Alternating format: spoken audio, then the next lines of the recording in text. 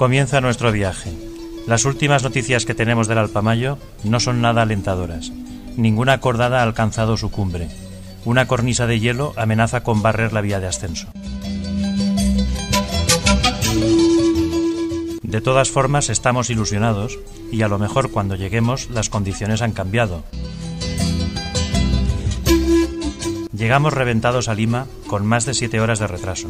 Por suerte para nosotros, nuestro amigo Víctor está esperándonos.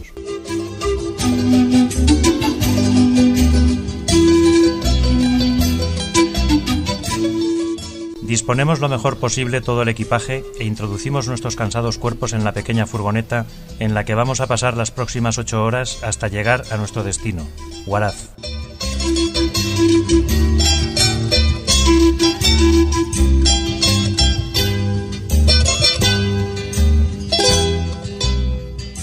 Ya de mañana llegamos al callejón de Huaylas, donde se observan las primeras montañas.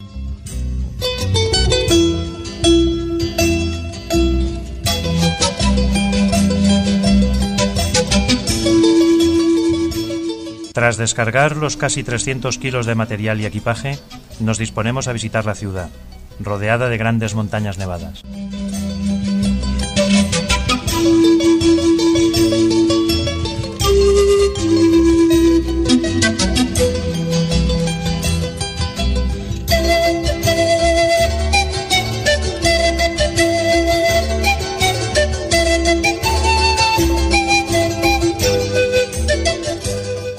Nos adentramos por las calles de Huaraz y visitamos su colorido y exótico mercado.